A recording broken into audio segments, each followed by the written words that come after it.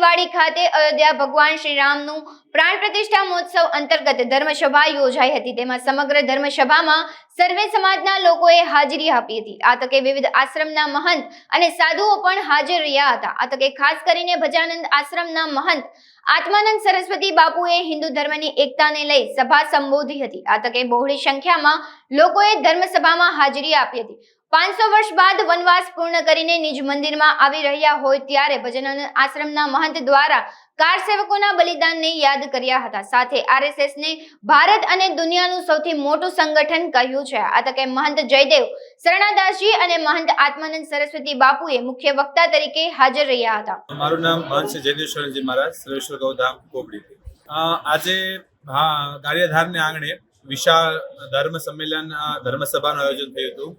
આગામી ટૂંક સમયની અંદર પોષ સુદ 12ના દિવસે 22 જાન્યુઆરી અયોધ્યામાં રામ મંદિરનું ભવ્યાથી ભવ્ય જ્યારે પ્રાણ પ્રતિષ્ઠા થઈ રહી છે, એના ઉપલક્ષની અંદર આખા વિશ્વની અંદર ગામડે ગામડે જ્યારે ભગવાન રામના વધામણા થઈ રહ્યા છે, ત્યારે આ ગારિયાધાર ગામને આંગણે આજ સર્વસ્ત હિન્દુ સમાજ દ્વારા સુંદર એક ધર્મસભાનું આયોજન થયું અને 5 દિવસ સુધી ભગવાન રામના વધામણાના અનેક અલગ અલગ કાર્યક્રમો છે અને એના અંતર્ગત અહીંયા એક વિશાળ ધર્મસભાનું આયોજન થયું। આ ધર્મસભાની અંદર દરેક હિન્દુઓને જગાવવા માટે આજ રામ આપણા આંગણે આવી રહ્યા છે, અયોધ્યામાં આવી રહ્યા છે, ત્યારે 22 જાન્યુઆરી ઘરે ઘરે દીવાઓ પ્રગટાવી, રંગોળીઓ પૂરી, ઘરે લાપસીના આંધણ મૂકી અને આપણા દીકરા દીકરીઓને ભગવાન રામના મંદિરે લઈ જઈ અને આપણે સર્વ રામની ભાવના જાગે, દરેક હિન્દુઓના હૃદયની અંદર રામ આવે એ માટે થઈ સાધુ સંતો અને આજ આ ગારિયાધારની આંગણે સુંદર ધર્મસભાનું આયોજન થયું, જેમાં અધ્યક્ષ સ્થાને પૂજ્ય આત્માનંદ સરસ્વતી બાપુ પધાર્યા।